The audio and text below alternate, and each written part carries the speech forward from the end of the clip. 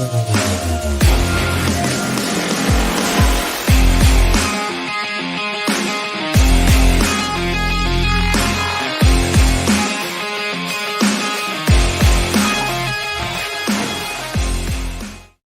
up, everybody, and welcome to a brand new episode of the Hot Mic, coming to you sizzling hot, steaming hot, live here on the Outlaw Nation channel. I am the Outlaw John Rocha, joined as always by the Insnider himself, Jeff Sneider. How are you, Jeff? Johnny boy, I am great, baby. How are you? I'm good. There's a lot going on in the world of entertainment, a lot for us to discuss for sure on the channel, on the show today. We're going to get into some stuff from Star Wars. We're going to get into some critics organizations going to war. We're going to talk about some news here from Neve Campbell. The BAFTAs have announced their awards or their nominations, and where are we going to go? Does that symbolize anything? Some David Chase stuff, some new trailers, some reviews. We got a lot going on, plus all your Streamlabs and Superchats. You guys are so great sending in some interesting, thought-provoking questions. Start sending them in, because this is going to be a chock full show of stuff going on here. So you want to send your stuff in. The Streamlabs address is pinned in the chats in the description of the video right now. So send them in. We got a few of them already. And the Super Chats, you all know what to do with the Super Chats. Send them in as we go along. All right, Jeff, let's start off. We got 200 people already watching us live. So let's jump into it with both feet. You had a big announcement on your newsletter, which people can subscribe at theinsnider.com, talking about Star Wars. You talked about how much Daisy Ridley is going to be paid. You've got all this information. So let's break down your scoop here on the show, step by step, piece by piece. Mr. Sneider, take it away. Well, I mean, it all started, I feel like, when there were reports emerged this week that that the Rey movie was either not moving forward or delayed indefinitely. And I, am fairly plugged in to Star Wars, and what? That doesn't sound right, or that would be news to me. Judging by the last update I was given, and so I looked into it, and it's just like, there's nothing happening. Stephen Wright is writing a draft of the script. Yes. Charmin Obaid-Chinoy, yes, she said something out of context 8 years ago that was surfaced, right, and packaged like she was talking. That's what she's gonna do, Jeff. Yeah, right. She wasn't even talking about Star Wars. No. With that, and so it's like nothing. It's status quo. Yeah. What I don't understand. And then people are always like, well, if it's status quo, like, oh, we should be hearing more by now. Something's wrong. Something's up. It's like, I understand that impulse, particularly as a reporter, like, oh, we haven't heard about this person or this project in a while. Let's check in on that. Right. But I'm told, that nothing major has happened on that movie. So wait, let me stop you there. So there is no delay on the Rey film at all. It's not been indefinitely delayed. Stephen Knight is still writing the script. Charmin Obaid-Chinoy is still directing the movie. Daisy Ridley is still in the movie. And there's just hasn't been all these rumors, all these reports you say are not true right now. The only thing was that I think many of us thought that it was going to be the next movie. Right. Because, we were talking about it against the other movies that they announced. Right. No one knew about this Mandalorian and Grogu movie until we did. Right. Right. Until we were a little bit early on it. And so it just makes sense that they're ready to go back into production on Mandalorian next. That's going to be a movie. So that's the next movie. Yeah. It just pushed, further as far as the order. But I think that the movie was always sort of eyeballing that late 2026 date, right? Disney has reserved a date for May 2026. Yeah. Right. And from what we understand, Mandalorian's going to be next to the movie. So that would be that date. Unless they're putting out a movie before then, which I don't think that they are, because 2025, isn't that Avatar 3? Yeah. So, and also, remember, this is a page one rewrite. They got rid of Damon Lindelof and his script and had to start over again with Stephen Knight. So it's going to take time to write this script. Hell, the Batman 2 script is still not turned in, and that's had way more of a lead up to. So, it's going to take some time to get this squared away. So it's not surprised that there isn't a Stephen Knight script yet. Charmin Obaid-Chinoy has not started production yet. It takes time to get all this stuff ramped up. And I imagine Star Wars wants to make sure they get this right because they're bringing back a legacy character in Rey, and they want to get it right this time, whereas a sequel trilogy is pretty much roundly felt to be a fumble of the ball. I don't understand wanting them to rush to like make an arbitrary release date, right? Yeah. Like this is how you get bad movies. I agree. Yeah. Cook.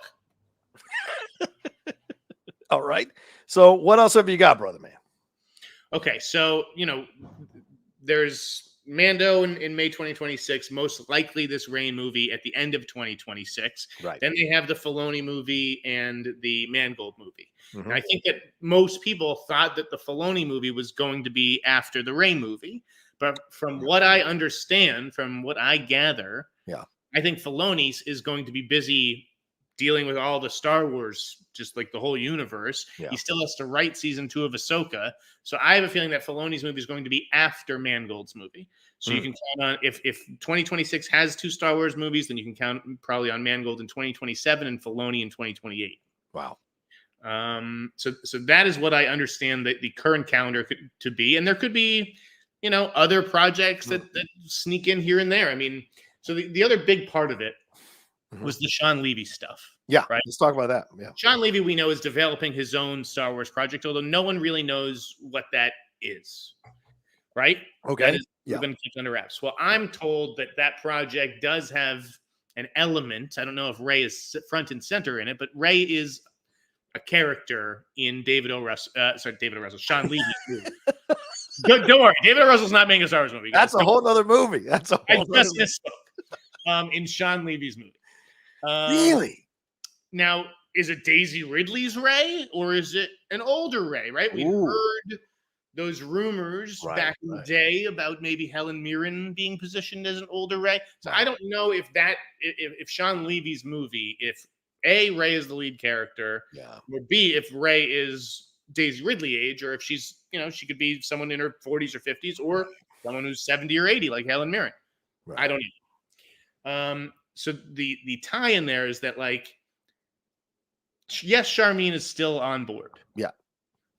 But you know how Lucasfilm goes through directors quickly. True. This hire has been questioned, right? She doesn't have a ton of experience. Right. And so if it does, for whatever reason, go sour and she, either quits or is fired or whatever, if for whatever reason she exits the project, depending on scheduling, because again, Sean Levy is one of the busiest people in Hollywood. It took me like 3 minutes just to scroll down on his fucking IMDb with all the projects that he has in development, because he's a producer as well with 21 Laps. True.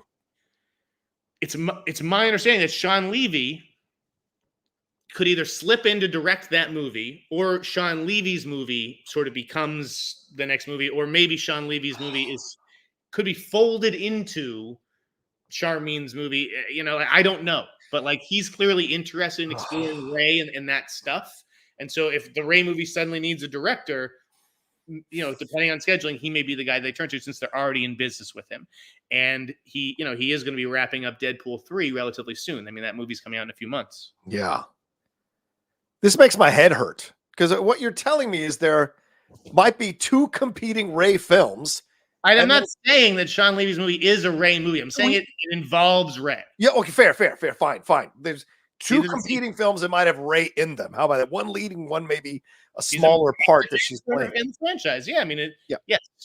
So, but first of all, that's a hell of a step to take with a character that came out of a sequel trilogy a lot of people didn't like. I liked Rey in the sequel trilogy more than Kylo, but I know a lot of people prefer Kylo over Rey. I get that. But you're telling me they're going to dive into 2 movies that have Rey in them, and that in case one doesn't work out, one director doesn't work out for schedule, you can swing the other director in to come in and direct that film. Is it going to be directed off Stephen Knight's script? And is Sean Levy going to want to direct a Stephen Knight script? What if he doesn't like the movie? He may not want to make an amalgamation. He may not want to be seen as back. I'm not saying, again, Charmin's not off the movie. So no, I know you're not. I know you're not. Yeah. So it's. I just think. I'm trying to think how to put this. Nothing would make a certain section of Star Wars fandom happier than Charmin Obaid-Chinoy being removed off the Rey film, because based on what? Based literally on what? or whatever. Never mind that Star Wars has been active since its creation. But yeah, exactly. So let me tell you, everyone in Hollywood is a fucking activist. You ever seen an actor or director at an award show? Yeah. They all have a cause, Yeah. and they have kept it shut. They've kept their mouths shut until they get to the stage, and then they can say whatever the fuck they want. Yeah, you're only mad at activists that don't believe your point of view. That's the only time you go. There's an activist. They don't. That's her job is to be vocal as an activist. It's ridiculous. So I think as someone who's not a big Star Wars guy, that this franchise needs a fresh perspective, an outside the box perspective. So when Daisy Ridley is saying, we're going to take this in a different direction, that's what she's planning with this, right? Right. That's encouraging. That's what I want to hear. I don't want the same direction. I know that's what Star Wars fans want, but that's not what I want. But we never had the same direction. That's the thing. That's the fantasy illusion. Like Lucas didn't even direct all the films in the original trilogy. Then he directed all the films of the sequel trilogy, which were much more about trade federations and exploring the birth of Vader. Then we get a sequel trilogy where you bring in one director, then bring in another director, then bring back that other director. And now you've got an approach here where there is no trilogy at all. So it is, in essence, a new approach to Star Wars with 3 different movies in 3 different time periods. Now 4 when you include the Mando and Grogu movies. So it is a different approach. And I agree with you. Let's hear some fresh voices. Let's see some approach. Nothing says that she's going to direct an activist movie. People just fantasize that in their minds. We don't know what the script is. It's a man writing the script. A man who has written some pretty hardcore masculine series. Go and watch Peaky Blinders. Tell me how many women are in Peaky Blinders who takes lead central role. Not that many. So it's a different approach. So I was encouraged by this, but certainly some Star Wars fans are not encouraged by this. So we will see. Let me put it to you this way, guys. Break it down. Okay. I think that whatever Damon Lindelof was up to, that was veering into a political area. Yeah. And that's when they pulled the plug and pumped the brakes. And they said, we got to go get Stephen Knight because we don't love where Damon's draft is heading. Right. So I don't think that they did that to then hire someone who's going to go make a super political movie. Yeah. Okay? Yeah, exactly. The other thing is, you're like, well, why are we doing, even you're like, why are we doing 2 Rey movies? These are the characters now. Okay. Like Han Solo, right? Like Princess Leia, those are the characters of the past. Well, they're gone. Yeah. These are the characters now. Yeah. So to me, it just makes sense that's who would continue on. Right. As far as her payday, like, okay, so the other part of it was like that they're going to pay her $12.5 million. Yeah. Talk about that. How did you find out about that? What? Agency sources, okay. But it's like I just talked to somebody a few minutes ago, and they were like, "Oh, I thought she made that on the last movie." So they weren't shocked by this report because they're like, "Oh, I thought that's just what she got for the last movie." Now, the last movie may have represented like the ceiling for her because it's the 3rd film, so it's like she's getting probably raises along the way, but so she hasn't done anything, as this person sort of relayed, to outside of the Star Wars franchise to merit a raise. Right. She's basically, but when people are like, oh, well, why are they paying $12.5 billion? That's way too much for her. And I get it. That's not her quote at all for the movies that you've seen her do outside of Star Wars. She's not getting paid $12 million a movie. That's insane. And people do think that Lucasfilm may be overpaid, but I don't think so because she has leverage. Yeah. This isn't Marvel saying, Emma Stone, we want you. And if Emma Stone's like, well, I cost $15 million. And if you can't pay that, then good luck and find a cheaper option. Right. You can't do that if you want to make a Rey movie. You can't recast the role now. I would not. That's a bad movie. Yeah. Okay? No. You can't recast Rey. So if you want to make a Rey movie, I guess you need her. And she's not under contract. Right. So, you pay her the ceiling for what she got in episode 9 or whatever it was, if that is in fact what she got, and you bring her back. I mean, I don't think you have to pay the older. It's not like you're paying Harrison Ford and Carrie Fisher, and Mark Hamill. You're not have to do the Oscar Isaac, Adam Driver. Yeah. If it's a Rey movie, maybe she's front and center, and then you just fill out the rest of the cast. Yeah.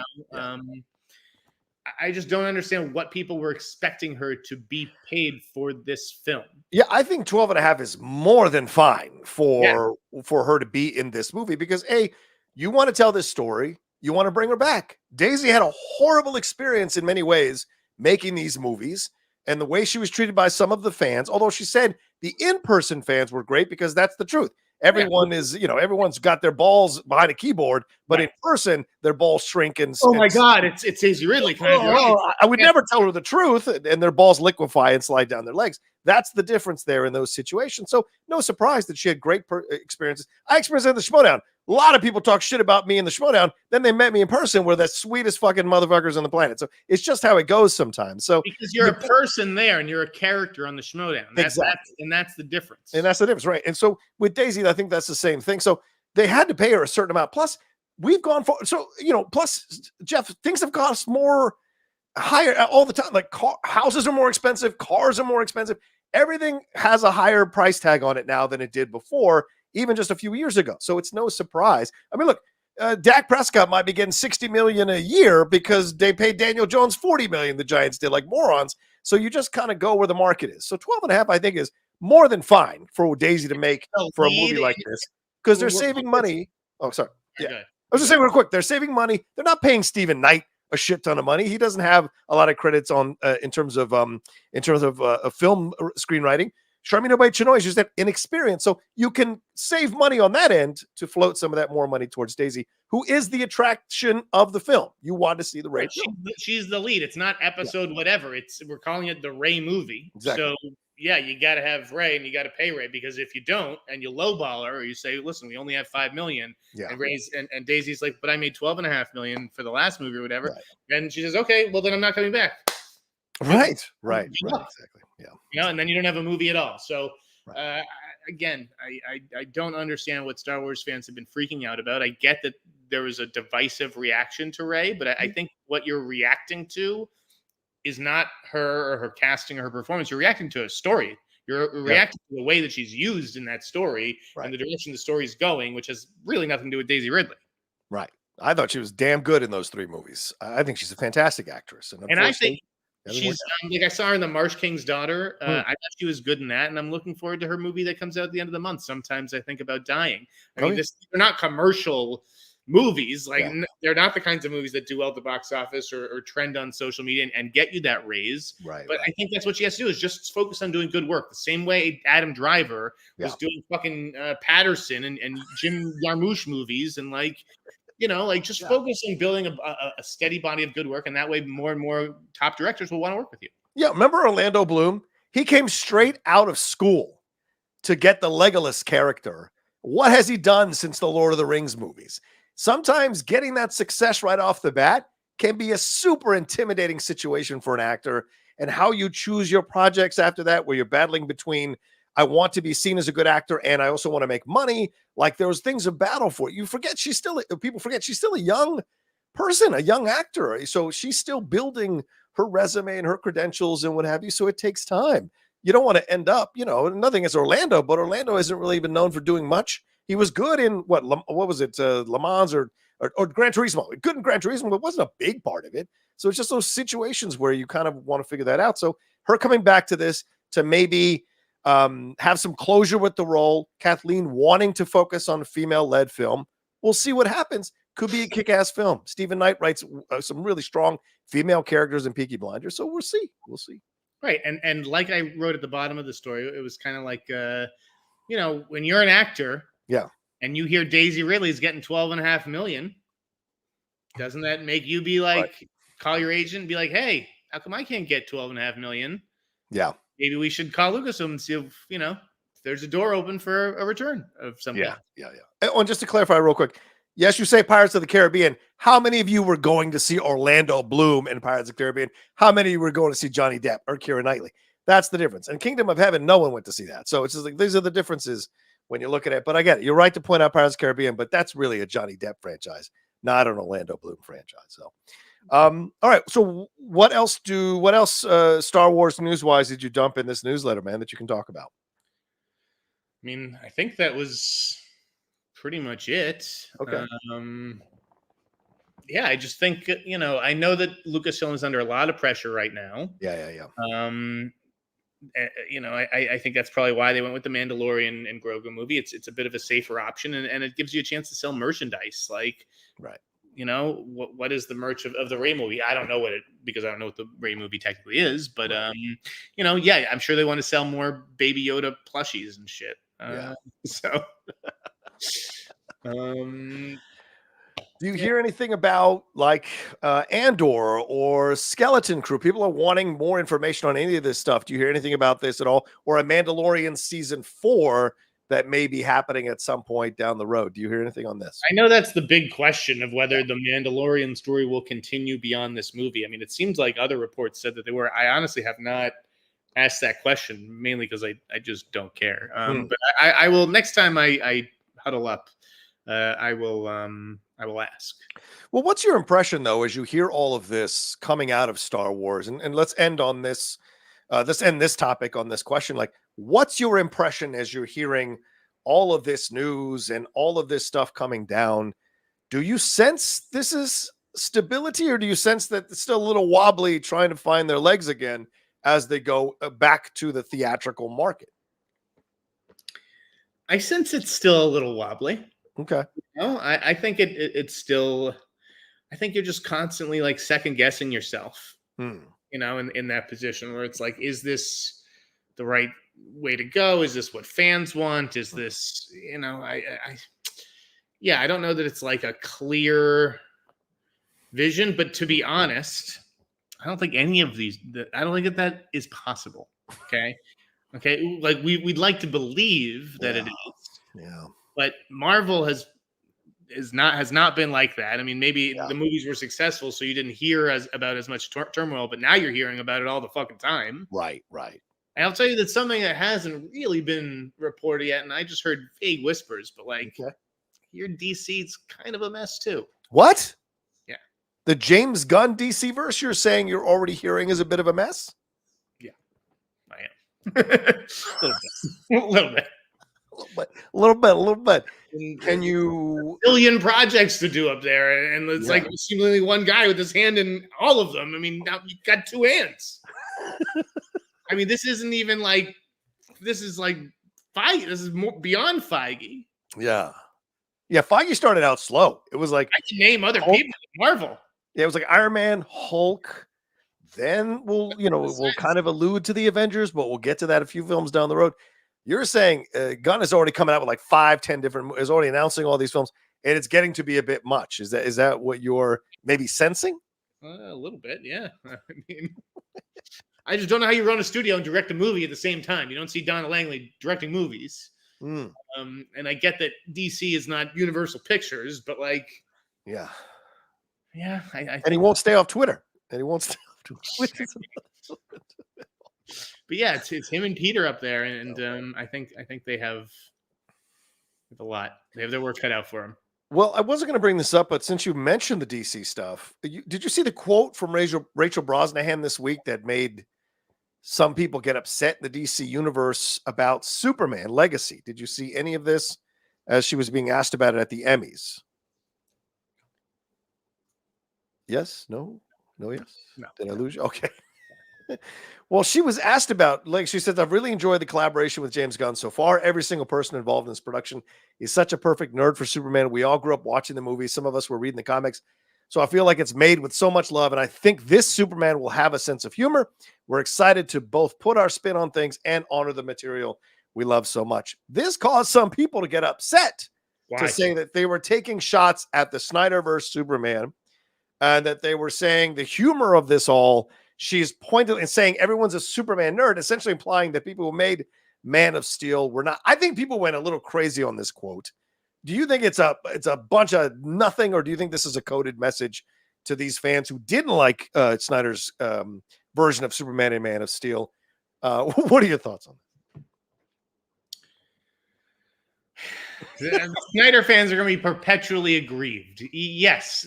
If James Gunn liked what was going on there, he would have stuck with it. Right. Fair point. He's building a new universe because he didn't like that one. So, yeah, he's going to take steps to address it. And this one's going to be lighter and poppier and cheerier and more cuddly. Right. Now, there was also a quote from Dolph Lundgren who talked about Aquaman 2, and he said, and you know, I know these quote stories, these quote stories, you will never see them in my newsletter because I don't fucking care what actors say, but go on. That's why I bring it up here, because this is not your newsletter, but like this, he said that there's a better cut of Aquaman 2 out there from James Wan. I'm sure there is. How do we stop actors talking about other cuts? Like, can we just be done with this? What's the especially the sixth lead in the Expendables should not be telling me that there's a better cut of James Wan and we need to advocate for this cut. For God's sakes, how do we stop this? I mean, you can't. Every actor wants to believe that the thing they're signing on to is the greatest movie ever. Like, you know what, Dolph Lundgren, you could admit it. You took a paycheck gig. It's okay. You're Dolph Lundgren. No one thinks you're Daniel Day-Lewis. No one is going, how could he sell out? You took a paycheck gig on a sequel to a movie that was absolute garbage, pretty much knowing that this would be even a bigger piece of garbage. Right, yeah. And I don't care how many cuts are out there or how great they are. You just charge people $20 or however much a movie ticket costs these days. Hunk of shit. So that is what we're going to talk about. We're not going to talk about some fucking pretend cut that you and your fellow fucking co-stars got to see in a screening room at Warner Brothers. Yeah. Okay, we're going to talk about the movie that was made, the movie that was sold, the movie that was consumed. And you're right. I'm so fucking tired of it. I'm tired. The Suicide Squad shit is driving me fucking crazy. David Ayer. Yeah. Being on a segment here. What's happening? No. Go ahead. Keep going. David Ayer. Yeah. My God, dude, you are way too talented to be hung up on this one failure. I don't care how great a movie you thought that you made. Yeah. The movie that you released was shit, and that's the end of the story. I don't care about seeing another cut of shit. Yeah. I don't care. Stop. Move on. David Ayer is, and listen, I love David Ayer. I love his movies. I've spoken about how much I love his movies. Beekeeper is fantastic. We talked about it already last week on the show. This situation with Suicide Squad, and to his credit, David has said he's walked away, but then he's commenting on it still on his Twitter.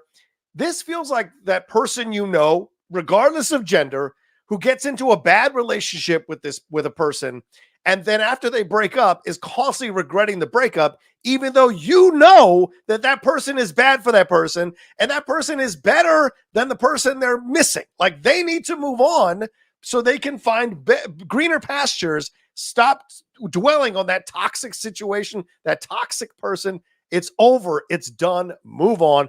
That's what it feels like. Yeah. It's like timeless. I mean, we can't see. Yeah. I got you great presents. You just, you can't open them ever. Exactly.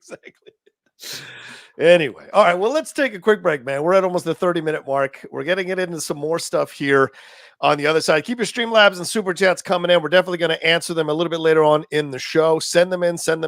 As I said, we're already 30 minutes in and we've talked one topic. So just letting us a chock full show. Send them in if you want us to be answering them, and we'll be right back right after this.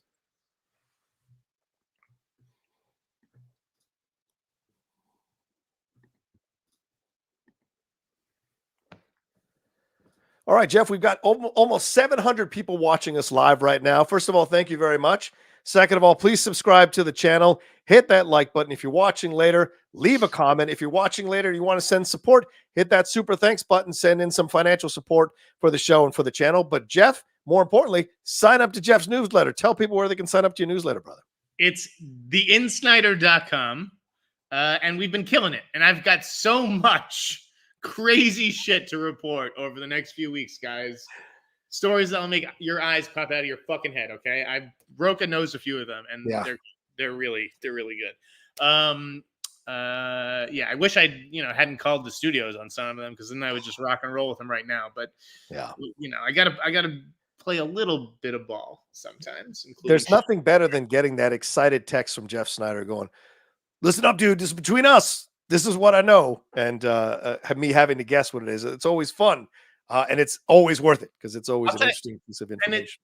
You know what? You triggered me just there. It's like, that's why I was so mad at that girl who was going to take over Above the Line from me. Because I had DM'd her, right? And I was like, I said, between us. Like, I don't know, man. If you're getting a fucking DM or a message from me and it says between us, fucking keep it between us. You know, like if you don't keep it between us, you know what? You're fucking done. You're like dead to me. So it's like you gotta be able to operate like that. And thank you for keeping all my secrets. Joe. I've never revealed anything purposefully. I did it once and I've never done it again because I didn't understand the situation. By the way, shout out to the Paramount publicist, Universal publicists who were very kind in understanding my mistake earlier this week when I posted a picture of the upcoming slate of movies, and I posted the publicist names next to that, which I didn't know was what you do. I didn't know you don't do that. So it was my mistake. I apologize to them profusely. They're very understanding. I deleted that tweet. Lesson learned. Even me, still somewhat new in the business on my own, I have to learn these things as I go along. So it happens. I will go ahead. God forbid we know which publicist to reach out to for a movie, by the way.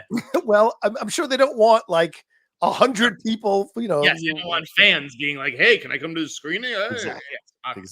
Exactly.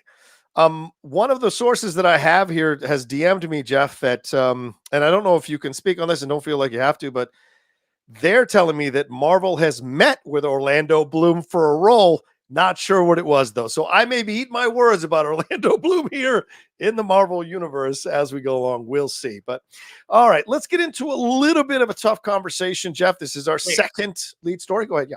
Wait, before we get into this story. Yeah. I want to do the Madam Web thing. Oh, yeah, let's do it. Go ahead. Take it away. What do you got? If we have this many people watching. Oh, please, let's do it. Madam Web. Okay. Where is the Madam Web tweet that I had responded to? It was like from Bill Brasky. Okay. And he Bill Brasky. Yeah. I want to bring it up because I heard a crazy like rumor, and this is just a rumor. Okay. Who the fuck is the tweet? We had a break where you could have pulled this up. I know. I'm sorry. I didn't know. She tweets so much, Bill Braskin. Here it is. All right, hold on. Oh, the Peter Parker thing. Okay, so hold on. Let me bring it up because I have it here. I will share the screen and bring this up so people can look along with us. I found it. How is this? He says, how is this possible, right? Yeah, is Peter Parker 10 in this movie's continuity? The movie seems like it's set in modern day. Yeah. Right? Yeah. So I did look for evidence of this online. I couldn't find much, but like I was always under the impression that Madam Web was set in the 90s. Yes, that's what we were told. It's been set in the 90s. I thought we were told. Yes. From what I understand, oof. Madam Web, it was like they thought for some reason that like Andrew Garfield was going to be the Spider-Man in that world. Not that Andrew Garfield was going to be in the movie, right? But like I don't even know. You know, maybe this is for sequels or whatever. For whatever reason, Andrew Garfield's Spider-Man was supposed to be the Spider-Man in that world, and then afterwards, it was decided it's going to be Tom Holland. Yeah, Tom Holland Spider-Man. So the point was that the ages, the timeline didn't line up anymore. Right. Okay. So I'd heard that the reshoots for Madam Web, right? The latest reshoots, which like I thought they were up to something else for that, but what I'm told the reshoots were actually to address was to remove all the 90s references from the movie because someone fucked up on like doing the math as far as like Tom Holland's age would actually be this, or whatever it was. So I would just say that when Madam Web comes out, don't expect any 90s references. Okay. So then it's not set in the 90s. Is that what you're saying? Or are they trying to set it in some nebulous time? 90s, and they got rid of the 90s setting because that made sense when it was Andrew Garfield's Spider-Man, not for Tom Holland's Spider-Man. But how does that affect the clothes? I mean, if they're going to be wearing 90s clothes. That's what the reshoots are for. It's like to address whether it's costumes. Maybe it's the style of phone that they whip out, right? Instead of whipping out a flip phone, now they whip out a fucking, a different kind of phone. I don't fucking know. But I'm told it was like a real, like someone fucked up, like up high in terms of the timeline and the math. That it was just a simple matter of fucked up math. Wow. On ages. Oof. That's crazy. All that reshoot for a film that's probably going to tank at the box office. Don't you think all that it's throwing good money after bad? Who knows? Sydney Sweeney's last movie tanked at the box office until it made $100 million domestic, right? So I don't know. Anyone but you? We all thought Venom was going to tank, and That's look true. what Venom did. It made $700 or $800 million. Like, yeah. Who fucking knows these days? Well, what do we think about the hour and 56-minute runtime? I mean, one of the things that people said. No, is this a story, John? Give yeah, let me preface it by saying this. A lot of people said the reason these Venom movies made the money that it made is because they were 90 minutes. You're in and you're out. They're crazy. They're out of control. Tom Hardy is awesome. Michelle Williams is great. Go and see these movies. I love the logic of these people, John. I'm not going to see Venom. I'm not seeing that movie. Oh, it's 90 minutes? I'm going. What? Who thinks like that? I don't know, buddy. I don't know. But people are still trying to figure out how that movie made $800 million, for God's sake. So that was one of the things. So do you think this is a weird situation of a 2-hour Madam Web movie when it already seems like this is going to be terrible? Madam Web movie? It's almost like movies are supposed to be 2 hours. Why is this a story? Because it's the longest one? Yeah. Who gives a shit? It's shorter than like every fucking Marvel movie there ever was. What? Why is this a thing? Why do fan sites give into garbage? You guys want to keep reading these fucking bullshit comic book sites that have to come up with garbage to get you to keep clicking? Be my guest. Sign up to my newsletter and you will cut through all the bullshit. I will tell you the pertinent facts that you need to know and get rid of all this shit. This is not a long movie, and you know what? You're going to be just fine. You won't need to take a bathroom break. It's not 3.5 hours. Still, though, it's going to be 2 hours. If it's terrible, it's going to feel like 3 hours. That's for sure if you watch the 2-hour movie. So we'll see. We'll see. And I think it was Daniel Rickman today who reported there's no post-credit sequence. So you know what? What is it? What did we just say? A self-contained movie. How about that? Exactly. Now you can shave 8 or 9 minutes right off the runtime because you don't need to leave the theater as soon as it's over. That's a good point. Look at that. But then Andrew Garfield would show up. I bet Andrew Garfield would show up. There you go. All right. Anyway. All right. So do you want to jump into anything else before we jump into this? No, I just had to get the Madam Web shit out. Totally. I definitely wanted to talk about that. It says he doesn't want Killers of the Madam Web. That's a fair point. Anyway, all right, so let's get into this story. This is a little bit of a tough story, but I want to preface it by saying I am still a member of the Hollywood Critics Association at this point as we're reporting this, as we're discussing this. But earlier this week, there was... Whoa, John. Isn't it the Hollywood Creative Alliance? Oh, sorry, Hollywood Creative Alliance. Sorry about that. He's a board member. He doesn't even know the name of the association. Changing names. I apologize. Right. Scott's going to light me on fire for that. Yeah, Hollywood Creative Alliance. It's our new name. So where are we going? But earlier this week, there was some controversy that came out. The Critics Choice Association here, they've had some issues that they had heard some things. And they had some. Where the fuck is this story? God damn it! I'm sorry, dude. I lost the story here. Now it's John's turn to go hunting. Yeah, I get here. I was looking at it. I think what happened was I just kind of jumped off the story here and lost it as I was talking about it. But crap. Or anyway, so basically, I don't want to be incorrect with this story. So I want to make sure that I bring up the right story here. Okay. Just days after the most recent ceremony for the Hollywood Creative Alliance, which I did not attend because I was sick. I got like whatever the flu thing that was going around in LA. That fucked me up for like 2 weeks. So I couldn't attend either the film or the TV awards. I'm glad you got sick, John, because you know what? If you had come up here, I would have wanted you to fucking meet with me. Yeah. It's like you better have been sick because if I find out that you came to LA and you didn't come by, I'm going to be pissed. I know. You get very mad about this. Anyway.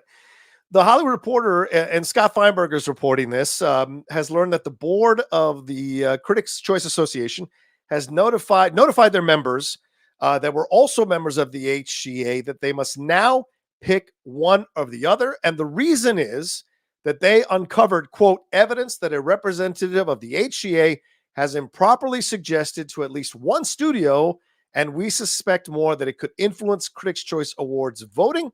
And quote, that led that studio to reach out to the Critics Choice Association and request that action be taken to protect the integrity of our awards. That was coming from the board. They insist that the HCA threat was, quote, empty, but CCA cannot ignore this.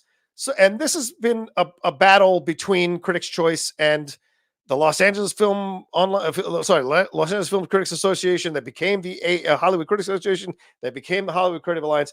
There's been bad blood there. There's been some battles behind the scenes and in front of the scenes here between these two critics organizations. And Critics Choice felt that because of what happened here with this evidence they've uncovered, which they have not released and have not put out for people to look at, that they told their members that are members of both of these organizations that they essentially had to choose between the two organizations. So that's a pretty strong decision to make, and I totally respect Critics Choice Association. I appreciate a lot of my friends are members of the Critics Choice Association, so in no way am I trying to impugn them. I understand why they felt they needed to make this decision, but the HCA pushed back and said the recent statement made by the Critics Choice Association regarding the Hollywood Creative Alliance is factually inaccurate. At no time have we tried to influence the awards votes of our members or make any suggestion to talent or studios that we would or could exercise such influence. They did go on to say that when reaching out to studios, networks, and personal reps, that having talent attend or present at the HCA ceremonies was an opportunity, with those ceremonies happening during a, quote, key voting period for other awards giving organizations. During these conversations, quote, we acknowledge that our award ceremonies took place during a key voting period for various orgs and noted that several of our members belong to several guilds and organizations, ones that we champion and support. They felt that what the CCA was asking their members to do was unethical to choose between the two. So this is just a lot of drama, unfortunately, between two critics organizations here. And I got to get your thoughts on this, Jeff. Again, letting people know I am a member of the Hollywood Creative Alliance, but I'm also a host of this show, and there's no bullshit on this show. We tell the truth on this show. So go ahead, my man. I mean, John, you know my thoughts. Is somebody they don't. They might not know. The show's for them. Is one group really calling another unethical? Like, it's not ethical to accept a free trip. Okay. And all of these critics are, whether it doesn't matter, they're CCA, HCA, ABC, XYZ, they all get flown all over the fucking world and accept free trips, to cover whatever it may be. Do you mean set visits, or do you mean set visits and other stuff? Whatever the fuck it is. Okay. All right, fair point. Let's say you go to Hawaii and you're like, wow, these sets look like shit. I don't like the costumes, and this guy looks like he can't act. You think you come back from that set visit and you write what you saw? Yeah. No, you don't. Okay. You write what they fucking told you to write, basically, about how great it is. And it looks so special. And it's going to be totally different than all the other shit movies out there. Yeah. And it's just like, you can't, if you are doing that stuff, you cannot ask me to literally to take your fucking opinion seriously, to like, actually, come on. Yeah. So right away, everyone is compromised to me. Everybody. Yeah. Okay.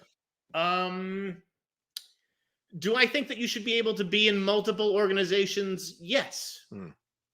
If both organizations are on the up and up, then why not? I don't understand what, all these organizations are made up of critics from the LAFCA or the New York Film Critics Circle, or whatever regional critic circle they're in. Then they're also in a CCA or BFCA. Or again, how many critics organizations do we need? It's all because some critic didn't get into some organization and they felt slighted, so they started their own fucking thing, and it's going to be for everybody. But actually, it's not, because it's just, the whole thing is ridiculous. The function of the critic, John, is not to give out awards. That is not what the job of a critic is. And really, we just go along with this because we like having our photos taken with celebrities. The selfie thing is out of control. The Hollywood, the selfie thing is nuts. I don't disagree with you. This is why I don't like.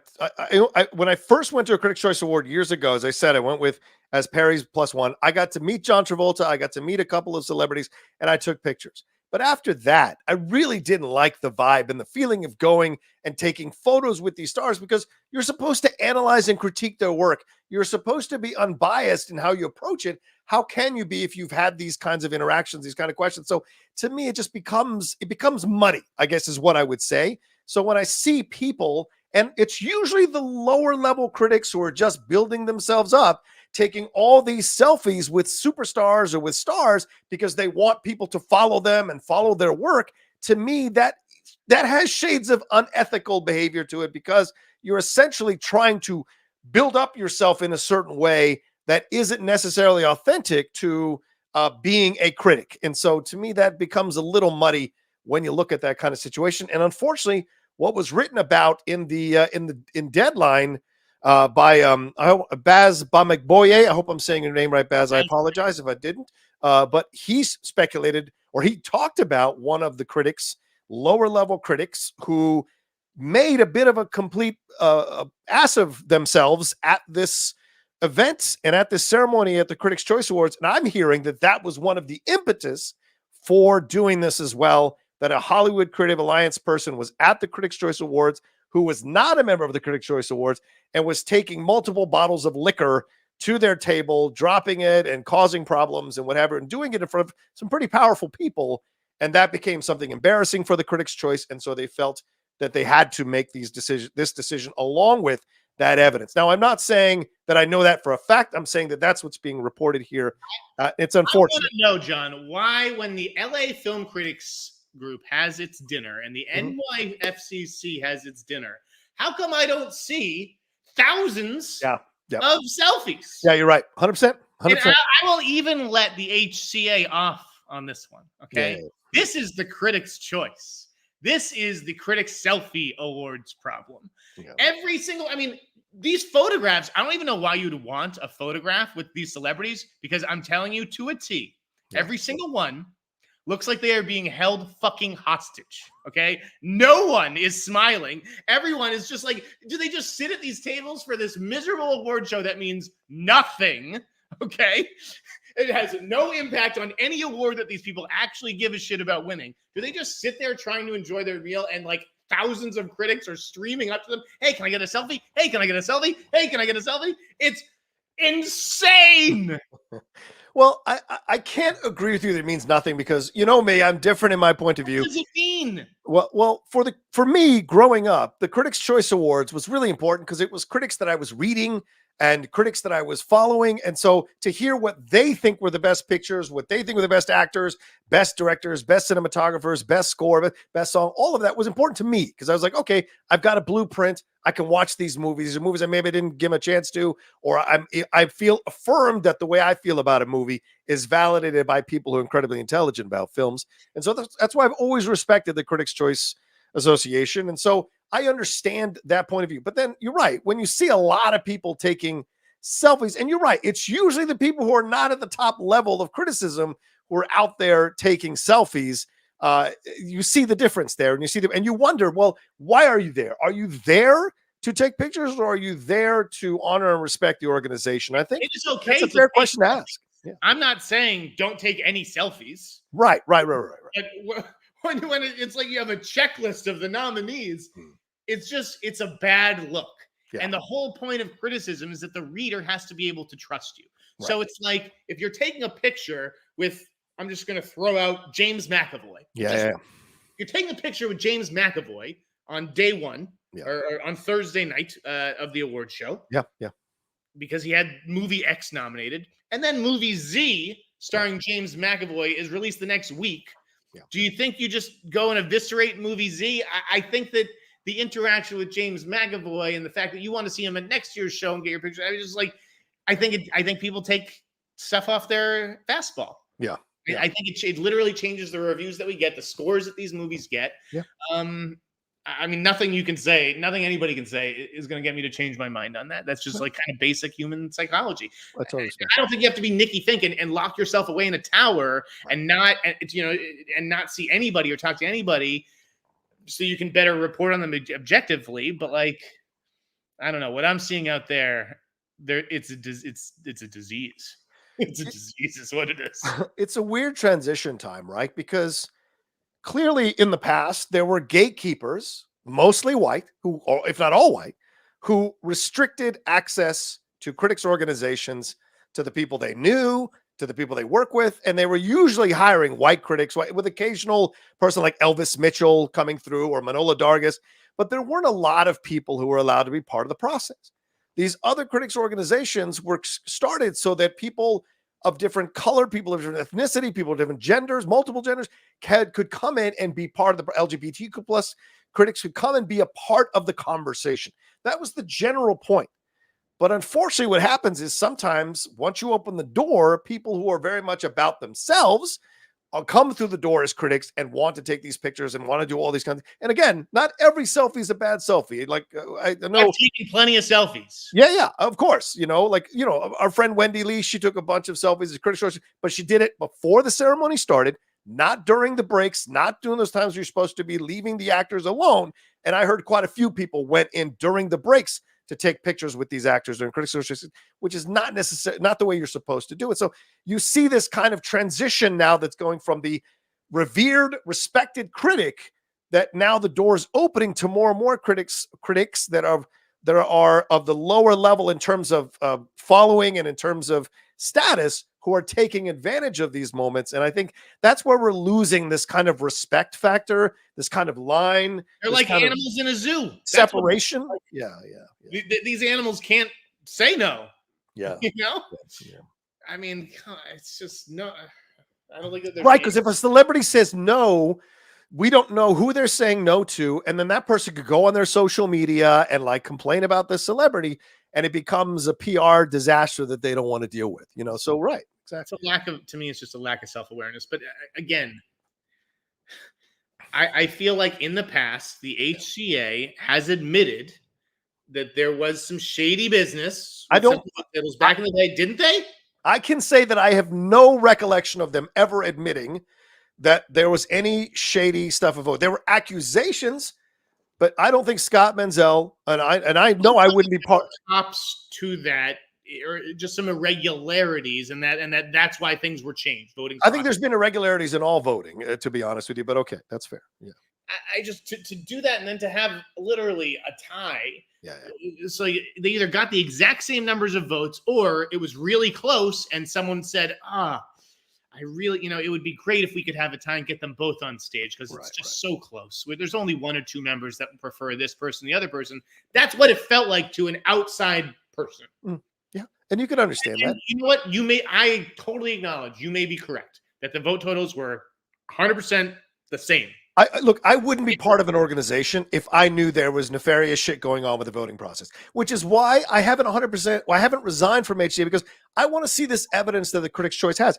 If the Critics' Choice publishes this evidence and it's very clear what was going on here, then I will absolutely resign, because I don't want to be part of an organization that is doing nefarious tactics, that is trying to influence voting in a certain way, that is trying to blackmail studios to put their talent on their show. I don't want to be part of any of that. I want to run things above board. You know how I am. There's principles that I have about this kind of stuff. I like to feel like we're doing the right thing. I do support the mission of the Hollywood Creative Alliance, which is to allow access to more people of color, to more people from the LGBTQ plus community, to have more diverse voices in the room to talk about film, and representative from all areas of entertainment, not just critics, from production, all sides here. So I appreciate the mission. So these accusations, I take them very seriously, but I want to see the evidence before I make these moves. And I have heard from a number of people in the HCA who resigned. They didn't want to resign, but they felt strong-armed into resigning by what the Critics' Choice did with that email. So it's like, again, these people are so fucking weak. That's what fucking gets me. So the Critics' Choice tells you to jump, and rather than you being like, I shouldn't have to jump, you say, how high? That's what these people who resigned from the HCA did. They said, which one am I going to get more selfies at? Yeah. Which show is more prestigious? Not let's question the whole idea of should I be in either of these organizations, or if both these organizations are legit, why can't I be in both? Right. Like I am with you that you shouldn't have to pick. Yeah. It's sensitive about some of its members having an association with another group. Yeah. I mean, they could literally be members of the KKK, right? Couldn't you? Theoretically, if you were in the Critics' Choice, so you could be a member of the KKK, but you couldn't be a member of the HCA. I don't know. You're going a little far out there. I don't know. I can't imagine that would be true. I'm taking it to the extreme. Yeah, you are. But it's the whole principle of it. Are we actually going to go through the membership and see which organizations do all of our members, belong to? Or is it just the critical organizations that we care about? We don't actually care about the political organizations. Right. Like, where's the line? It's not the fucking CCA's job to say you can be in this organization or this one. Like it's and fuck them for doing that. Joey Berlin's a fucking listen, Joey Berlin's a fucking scam artist too. All these people are. They're fucking grifters. They have their fucking hands out to produce a show. You think they give a shit about this stuff? If the money stopped coming in, John, they said, listen, we're going to give you all of our celebrities. We're going to, they're all going to show up. You're going to produce the show, or we'll produce it for you, and you can call it the HCAs, whatever the fuck it, and you can all have all the seats in the ballroom. Yeah. But at the end of the day, you're not going to make money. We're not going to pay your organization for this. You think they would fucking do it? I don't know, man. I've never been at that level, so I don't know, and I don't know Joey Berlin personally. I don't know any of the stuff you're talking. Like, I don't know about him, so I don't know any of the stuff that you're referencing. So I'm unaware of that kind of stuff. I just know that I have respect for both sides, and so I'm giving the benefit of the doubt to both sides. I believe Critics Choice Association when they say they have evidence. I want to see this evidence, and I believe the HCA when they say it was not our intention. So I want to see what they have before I make the decision.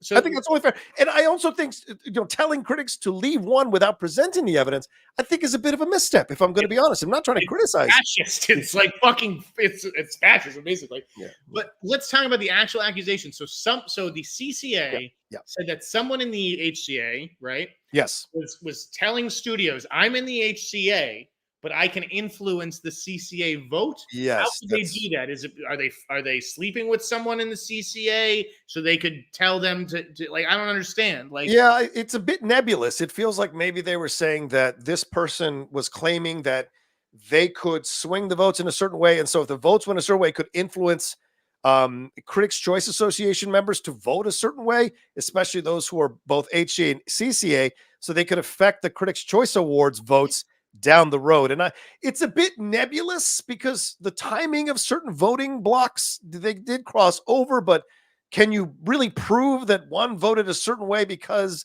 the voting block crossed over in terms of the time when you're supposed to vote? So it's a bit nebulous, which is why I keep coming back to, I want to see this evidence because they claim they have very strong evidence. And I respect the CCA board and respect that their opinions are this. I want to see what they're talking about so we can all make an informed decision. I would think transparency is the number one thing here overall, brother. You know what? Maybe next year I'm going to buy the CCA vote. I'm going to track down 200 members of the CCA, and I'm going to say, well, you know what, guys? I got a scoop. I've got 200 comic book movie scoops here, and I'm going to give each one of you one scoop as long as you send a video of me, of yourselves voting for the Critics' Choice Award for Best Picture.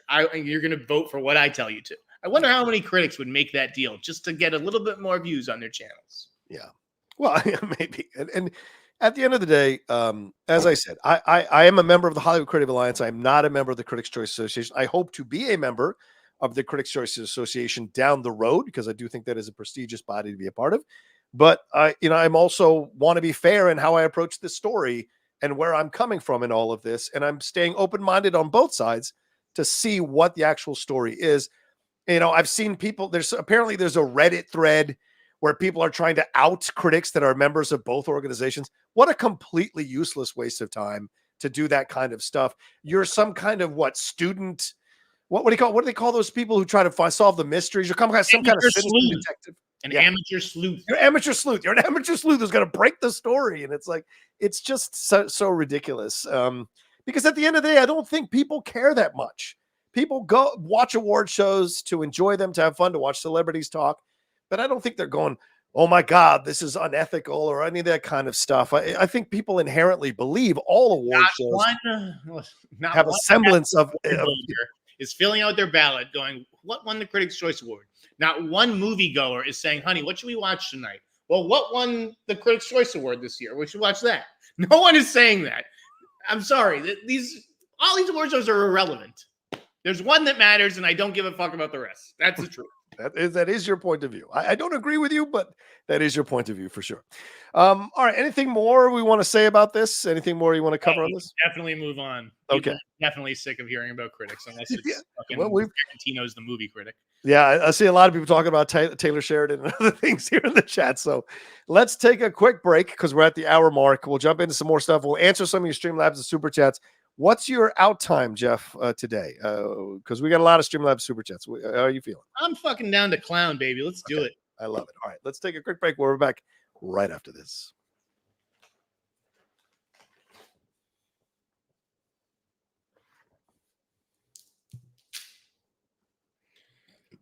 People want to know which organization is it the Golden Globes? People want to know which organization you think is the most ethical organization there.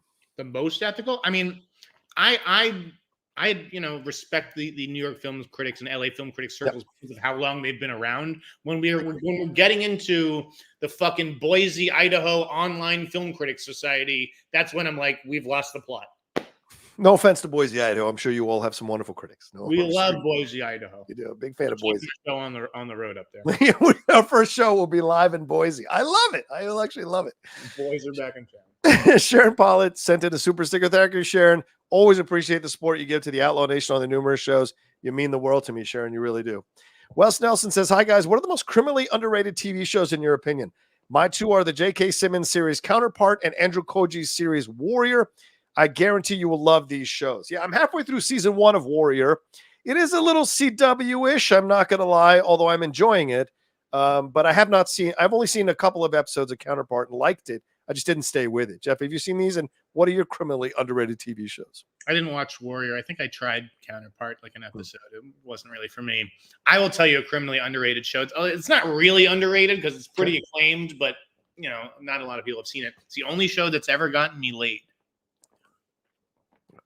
Okay. And that show is Sports Night. Hey, Sorkin, right? Sports Night. Right. Yeah. That's right. Found a girl who just loves Sports Night, and I started talking it up, and boom, next thing I knew, that was what do we got there? Sports Night. What do we got there? Andrew, wait, what am I missing? Charles is in it.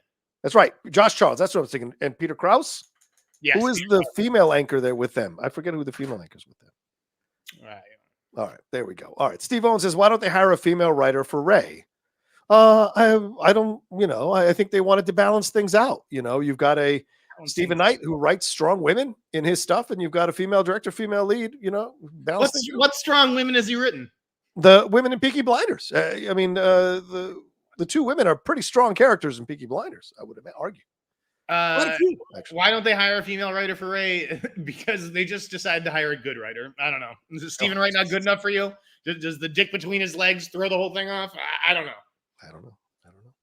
Ali Aloha says, do you know if Daisy has received the 12.5 million yet or not? If so, then the movie will probably happen. If not, still indefinitely delayed or canceled. Yeah, I'm pretty sure they haven't paid her the 12.5 yet. You've got to show up for work first, I think. Jeff? That's what everybody wants to say, but I don't think so. Oh, all right. I think she got the 12.5 million already. Wow. All right. Okay. Matt Boyle says, is The Godfather Part 3 worth watching? I've only seen parts 1 and 2. No, it is not worth watching. It is not. If you can cut out every scene with Sofia Coppola, if you have someone who can edit the film and edit Sofia Coppola out, then yes, it's worth watching. But she is look, she's a great director. She's terrible in that movie. So let's be honest. Jeff? I have not seen Godfather Part 3 either. So there you go, Matt Boyle. But yeah, I have other Star Wars, like. Oh, what have you got? You said you didn't have anything. I asked you and you said you didn't have anything more. Have you got something more you want to drop? Are you feeling frisky? I'm done. You sack of shit, man. Don't tease. Fucking blue ball in me. Yaliad Productions says, any more DCT beyond it being what you think a mess? I mean, again, how many things have I said? You hear everything's a mess, okay? Then most of them turn out to be messes. True. But every now and then, a good movie comes out of it, and then they go, I thought this one's supposed to be a mess, Jeff. It's like, guys, if you knew the fucking chaos behind the scenes of all this shit, you think it's just like everything's going swimmingly up at DC? God. Come on. Don't, we say this on the show multiple times, do not believe anybody in Hollywood who is talking about their projects fully. There is always a little element of bullshit in everything they're doing.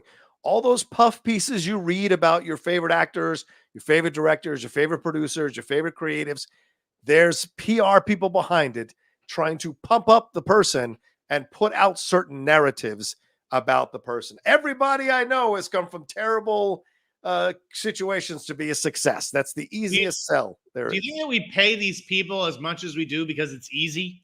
Yeah. Like, don't you love when it's like people are, they slag a movie and then someone says, it's hard work making a movie, right? But if you were to believe everybody before the movie came out, it's so easy. Guys, this is hard. There's struggle. There's fights every day over from one decision. There's 1,000 decisions that need to be made to give it day. Yep. Okay, you think if there are no fights over these? Come on. Yeah. Come on. Vex 431 says Jeff's concern of gun juggling all of DC while also directing his own film reminds me how I felt about Filoni's recent promotion at Lucasfilm. He already has his own movie and Ahsoka season 2 to worry about. Yeah, that's true, Jeff. A lot of people trying to follow that Kevin Feige model without understanding that he took his time before he started taking on multiple projects at once. It's about the team you have around you, right? I mean, yep. He had a great team around him. Kevin had a great team. Yes. I think, James Gunn just needs to find that team because, right. I mean, I know he has Peter, obviously, and Peter's very capable, but it can't. I just don't think it can be just those two guys. I don't know. Right. Pepper Rivera says, "Love the content. Thanks for the follow, Jeff." Oh, you followed Pepper Rivera there, Jeff. Pepper Rivera. Yeah. Okay. Thanks, Pep. Good stuff. All right, let's see here. Jeff, this is from K-Ro Mexperian. I hope I'm saying that right, K-Ro Mexperian.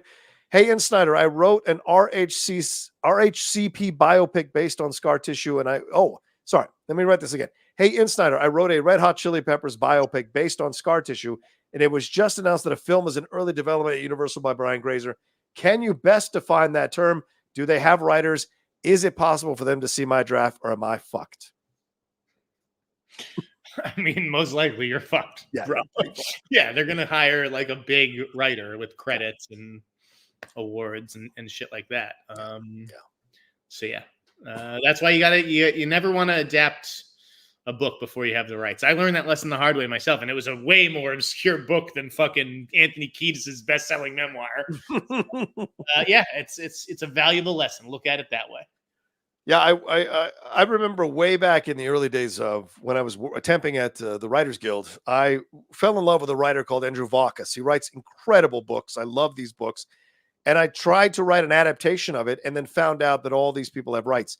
You want to find out who has the rights. Maybe you can buy the rights. Sometimes you can buy the rights depending on where they're at in terms of the sale process.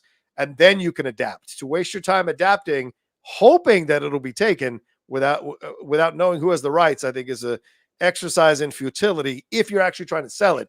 If you're trying to learn how to write, sure, go ahead. But if you're trying to sell it, it could be an exercise in futility. JC says, do you see a world where award shows start streaming on YouTube? Or is what the network pays too much to ever see them leaving that model? If they want more viewers, maybe they need to switch things up. Yeah, Jeff, SAG Awards about to go on Netflix. What are your thoughts on this? I mean, I think I've speculated that I think they're all headed towards streaming at some point. What are your thoughts? I think I think that's where the audience is streaming, but at the same time, the streamers are not going to pay them like the broadcast nets have been, and probably not that they're going to continue to pay those crazy rates, but right. I just think that award shows are sort of a thing of the past, and they really appeal to older people, and older people are still watching broadcast networks. So I don't know.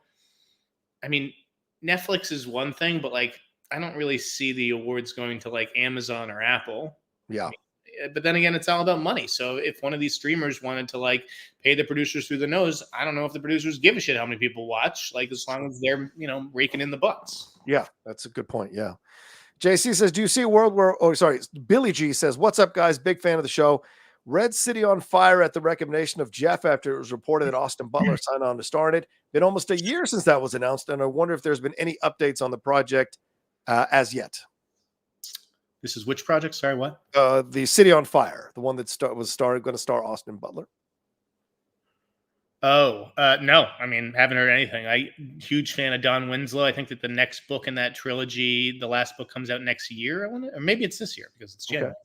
Okay. It's probably out this year. And but no, I haven't heard anything knew about it. Believe me, I'm dying for Don Winslow adaptation news on any of his projects. Those are great. All his books are fantastic. It's true. Greg Mont says, Blade Trinity, Green Lantern, X-Men Origins, Wolverine. Is there something to be said about Ryan Reynolds not letting bad studio decisions ruin his career? And could other actors pull that off, reviving a failed character like a Henry Cavill Superman short? No, man, the Ryan thing is an anomaly.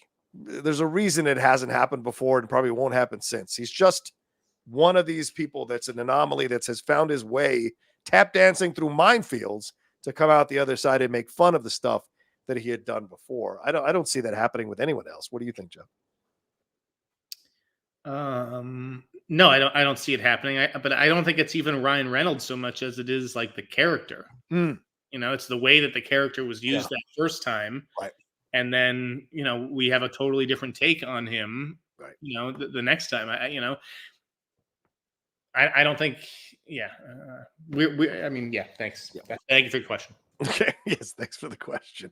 Doug Developer says, I think Giamatti can pull the Oscar upset and be the Pacino to Murphy's Denzel. This tight race is quite similar to 1992. Giamatti plays the funny old man in a dramedy while Murphy is in a 3-hour historical biopic. Who's your pick? Yeah, Jeff, do you want to venture a guess here on this situation? It's not a guess. I already know. Paul okay.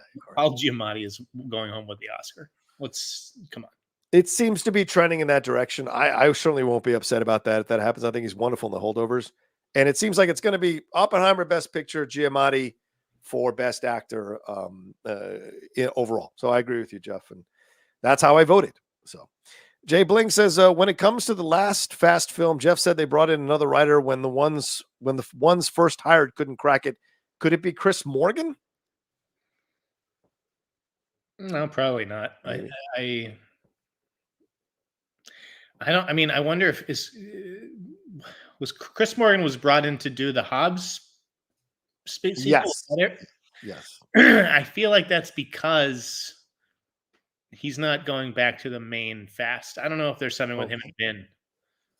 I wouldn't be surprised. There's something. There's something with Vin and everybody, right? Yeah, exactly. Right. But yeah, I think there's a reason that Chris Morgan was brought in for that one because Vin wasn't really going to be involved too much. So no, I don't think it's him. Yeah.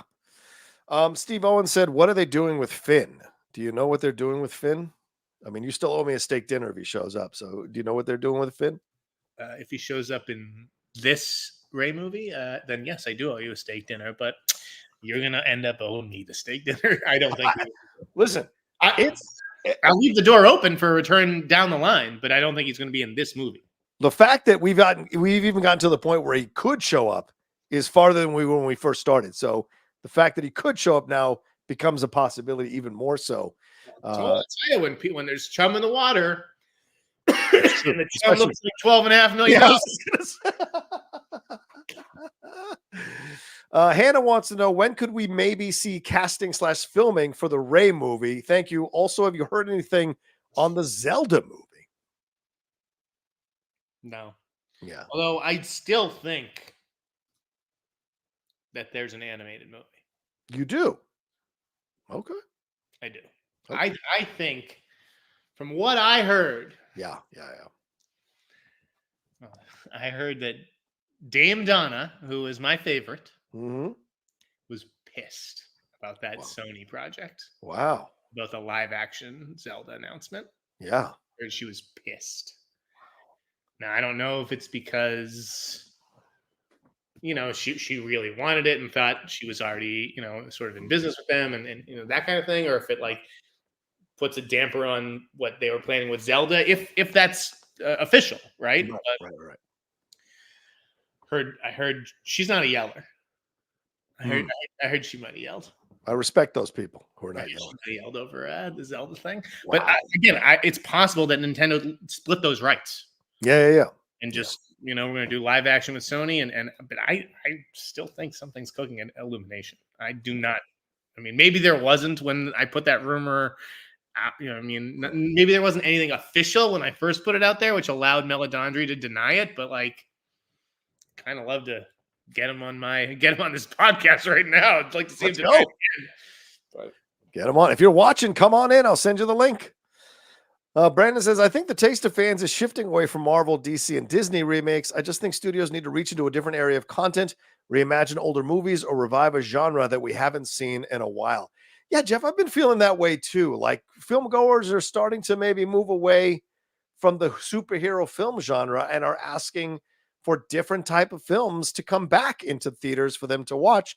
Do you feel that's true, or do you still think it's about the big franchise IP situation right now? I mean, it's always going to be about big franchises and IP. I don't think that stuff is going away. But do I think that, yeah, there's a little burnout on the same kind of story and the same fucking glowing light coming out of the goddamn sky? Yeah. Yeah, I do. I think that there will be, again, you just have to catch the right movie and the right cast and all that stuff. But like, I could see courtroom dramas making a bit of a resurgence. I could see potentially the Western. I mean, Kevin Costner has those movies coming out this summer. Let's go. Again, Amazon years ago made a whole fucking thing. Yep. But we're gonna bring back the erotic thriller. Yep. No, nothing. Not a fucking peep about erotic thrillers at a fucking Amazon studio. So what are you waiting for? Like, people want to watch this shit. Yeah. Instead, we got a battle about should we see sex scenes in movies, which was just so useless. Useless. I mean, that's a crazy thing that just like the audiences are becoming more prude. Yeah, I don't know where that's coming from. Like, maybe it's just because they can get porn with the click of a button on their phone, you know? It may be. Maybe they feel uncomfortable watching other people doing those kinds of things. I certainly had a problem watching the sex scene in Night Detective, True Detective in the first episode. I was like, I'm cool. I don't want to see that. Callie Reese's sex scene. It was a little strange, but I got the point of it by the end of the scene. Sex scenes coming in True Detective that are a lot more jarring. Are they all alive? Oh my God, I hope so. Anyway, all right. Let's move on to BAFTAs, man, real quick. Your thoughts on any of these nominations? Anything surprise you? Some people mentioning Lily Gladstone not being nominated. Some people mentioning some other snubs here. What were your thoughts overall on the BAFTAs? And do you care? I definitely don't care. Okay, I mean, the BAFTAs way into my Oscar predicting like 5%. Oh, you know, like 5 is more than some other organizations. For sure. I don't think it's none. Why? Because there is overlap. There are BAFTA members in the Academy. The problem is, you know, with BAFTA, they did the same thing as the Academy. They opened up the membership because they were being accused of racism and all this stuff. They have juries now, right, that serve as backstops. So it's like there's 6 nominees per category. Guess what? Only 3 of them were voted. Right. The other 3 were jury saves. So you're not even seeing who this membership actually thinks deserves to be in there. I think that the Lily Gladstone thing is racial. Really? And maybe her frontrunner status in this country is racial as well. But you're right. I don't think that they give 2 shits about Native Americans over there. That's fair. It just does, like, that story just did. I mean, you kind of see it in the nominations. Not even Scorsese was fucking nominated, right? Right. So I just don't think it like registered for them. I don't think it's going to matter. Lily Gladstone's going to be nominated, like, obviously.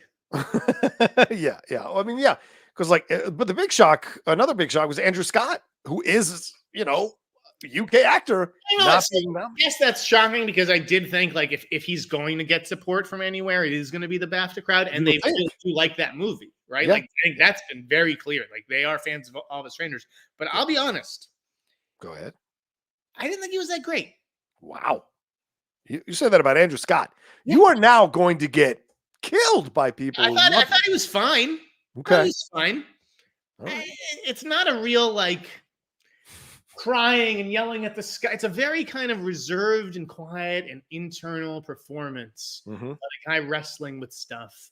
And so it's not a big, let me show you my dramatic acting chops and you know, all that stuff on display.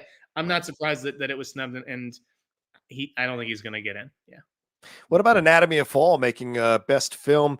Do you see Anatomy of a Fall like being a bit of a dark horse rolling into the Oscars in any way, shape, or form? I mean, I don't think it's the official film for France, right? So it can't really be nominated for best international feature. So what do you think the deal is there? Because what do you think is going to happen? Because Sandra Huller has certainly been building in terms of the momentum.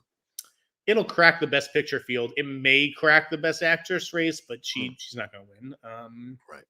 I know that she's going to have international support and stuff like that, and she's great. Like I do think that she is great in the movie. Yeah, the movie's good. The movie is not great. Okay.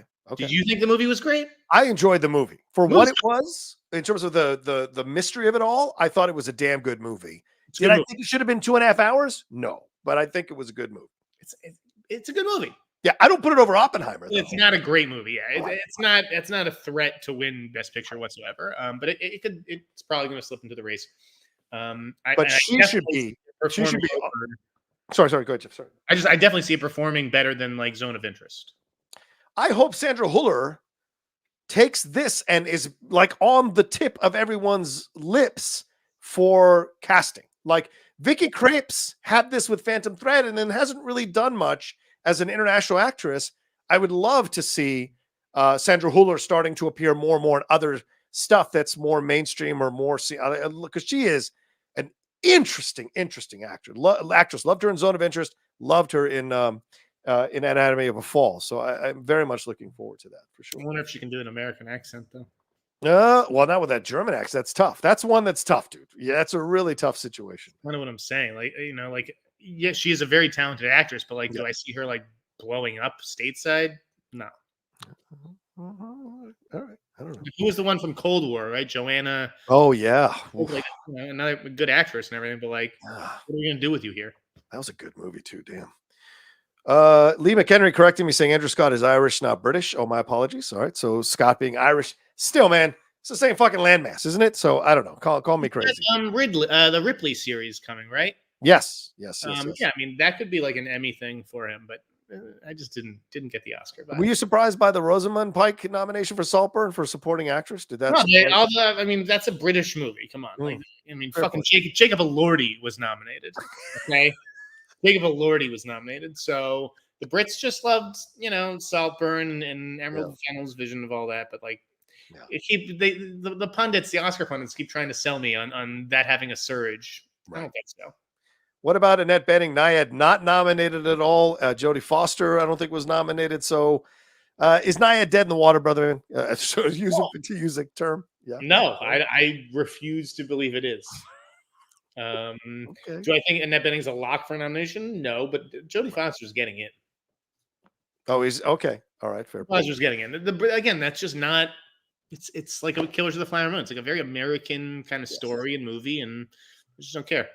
Okay. Fair point. Guys, I know Ireland is not Britain. I fucking know Ireland is not Britain. Okay, I'm an Anglophile.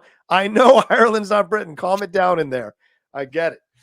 All right. So, what else? Oh, yeah. Did you see the Spaceman trailer? What are your thoughts on the Adam Sandler Spaceman trailer? Did you ever? What to make of it? I mean, okay. Weird movie. Yeah. Weird looking movie.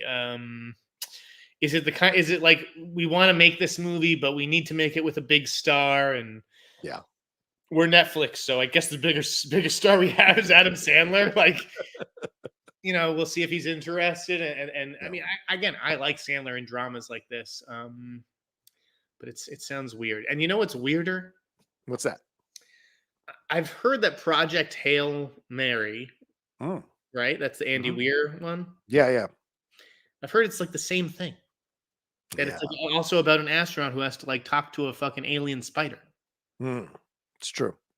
And like that's rushing into production relatively soon, I think. How many astronauts talking to alien spiders movies can we have? Very weird thing. This isn't Deep Impact and Armageddon. I was going to say that, yeah. How many Truman Capote films do we need at the same time? Please, one. Just one. Yeah. It looks weird. There's a reason it didn't come out during award season with the obligatory 2-week theatrical release for qualifying and everything. Yeah. It seems like a mixture of Gravity and Moon and these other type of space films that don't always kind of get over. So we'll see, man. We'll see. Like the cast, like him and Carey Mulligan, like this just does not seem like it should make sense. And she's only going to be it's mostly going to be him talking to the spider. I'm sure she's only in flashback sequences or maybe the opening sequences of the movie. So it's going to be interesting, but we'll see. If it works out. All right, let's move on to Neve Campbell here, man. She's got some comments about Scream Got to get your thoughts on this, Jeff. I know you're a big Scream head, so she was asked about all the stuff that was going on here recently by the Hollywood Reporter around the Scream franchise with Melissa Barrera, Jenna Ortega, Christopher Landon, all leaving the project. She said, I know things are spinning at the moment, and I would imagine they are spinning at the top trying to figure out what they're going to do. I would not be surprised to get a call, she admitted bluntly. But at the same time, I made a strong statement a few years ago, which is I did not believe that the way that I was treated would have happened if I had been a male, and that I deserve a certain thing for having carried this franchise for as long as I have. And she had said, we have to stand up for women in this business and know what we're worth. That hasn't changed for me. So if they were to come back to me, it would have to be with a respectful offer that I felt was in keeping with what I bring to this franchise. So Jeff, are we looking at $2.5 million? How much are we looking at here to bring Neve Campbell back? I don't think that they could do that for a Scream movie. No. I'm going to be real disappointed in Spyglass if they bring her back, or if she somehow manages to convince them to bring back Melissa Barrera. The answer is to reboot this series. Yeah. Blow it up to smithereens, okay? And start fresh, whether it's with a new Sidney Prescott or a new set of characters entirely. Yeah. 7 movies of this. Yeah. I don't want to see any more of, Neve Campbell. Yeah, we love her as Sidney Prescott. She's not even a movie star. No. What has she done outside the Scream franchise that made any money that she was the star in? She did a season of House of Cards. Like, I'm sorry, like, time has moved on, honey. It's been almost 30 years. Like, what are we doing? This is not Jamie Lee Curtis Halloween. Like, and you even save that door open for like 10 years from now, but now is not the time. Right. No.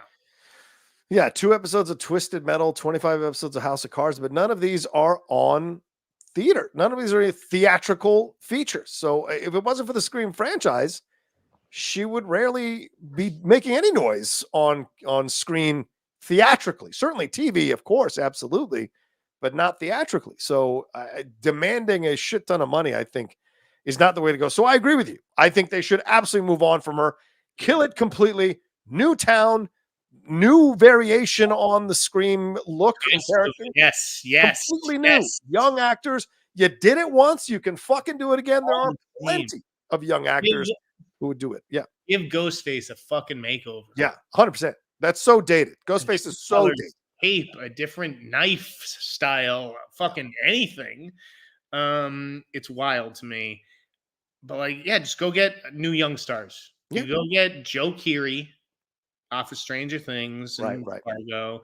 You go get Renee Rapp off of Mean Girls.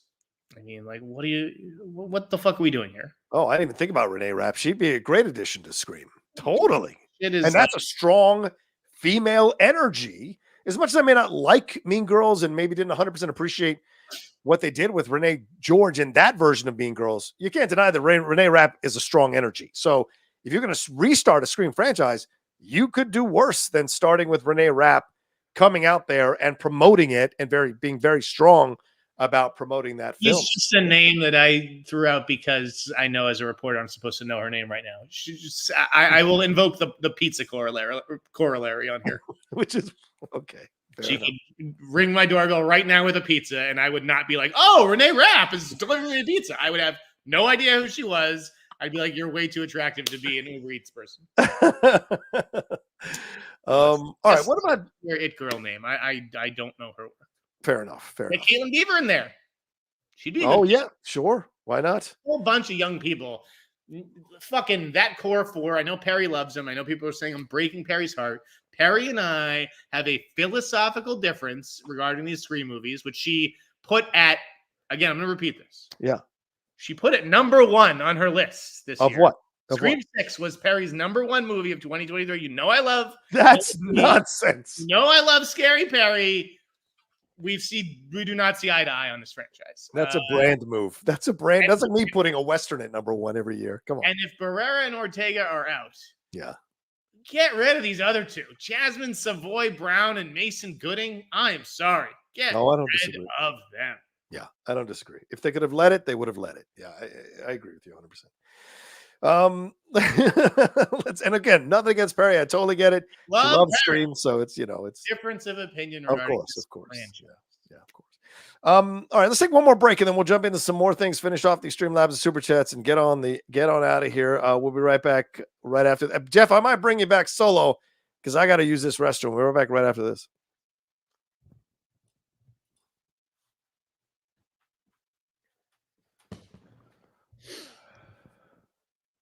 All right, Jeff, take it away. Whatever you want to talk about. I gotta use this restroom. So how do I make you solo? There we go. Go ahead.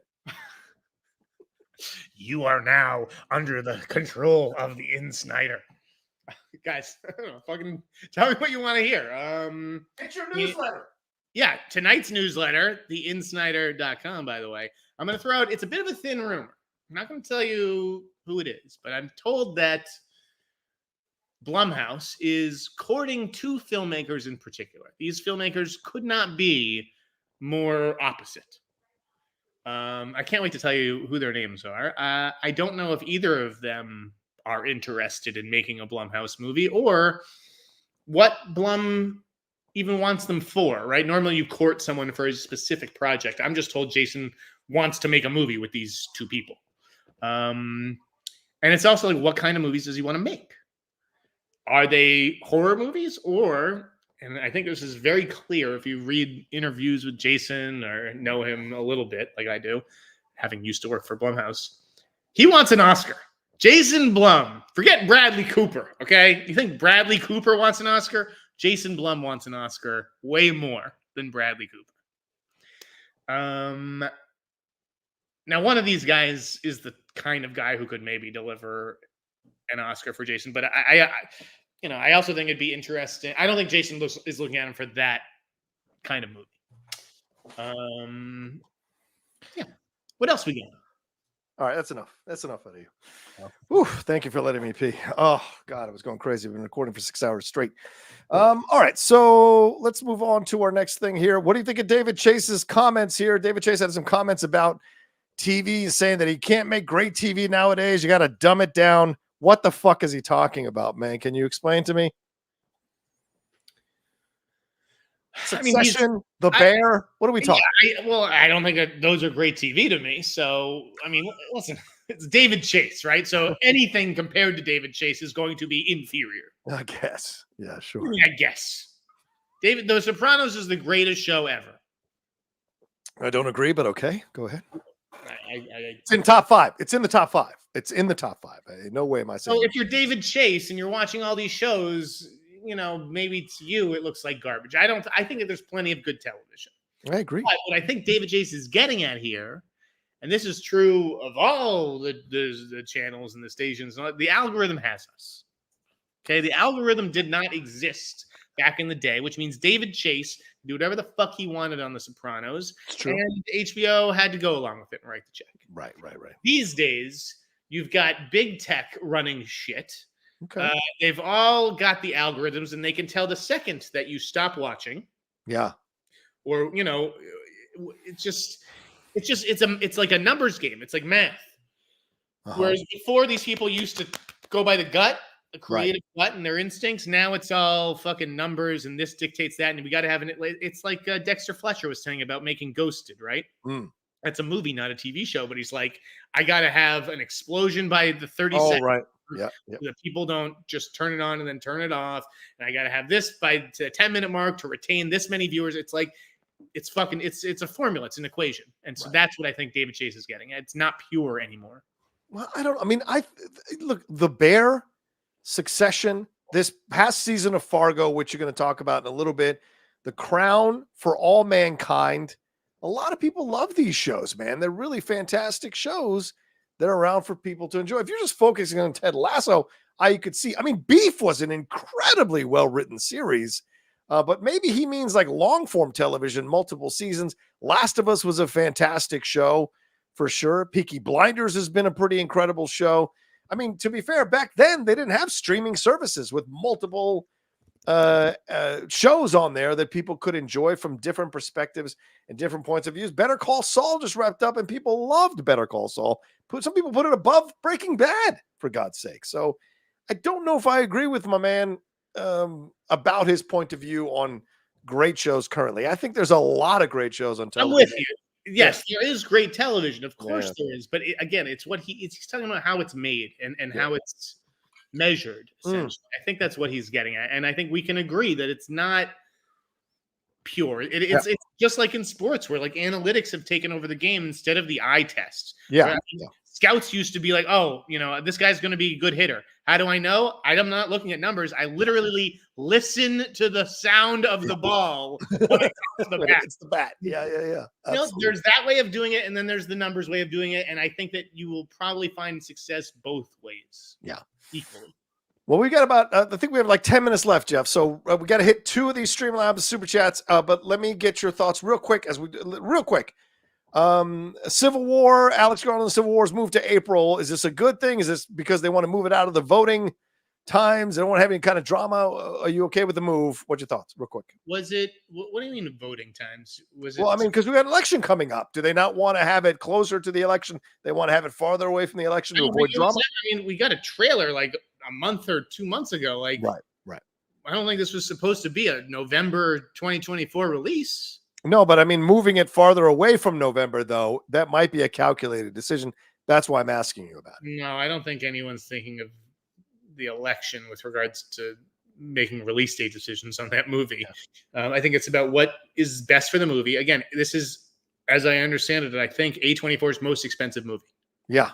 So A24, not really a huge company that can afford gigantic swings and misses. Beau is Afraid was their last one. Right. So I think that this is just about putting the movie in the best position to succeed. Yeah. And I think what will ultimately happen is, doesn't that movie absolutely scream South by Southwest? Yeah, kind of. Yeah. I think this is a South by Southwest premiere in mid March or whenever the fuck that festival is, and that's why you're seeing the release date move up to April to capitalize on the buzz that will be coming out of that festival. Some people also saying that it was for the IMAX screens, that it was the Godzilla versus Kong spot. So that makes sense. But again, what is that about? What is the IMAX screens about, John?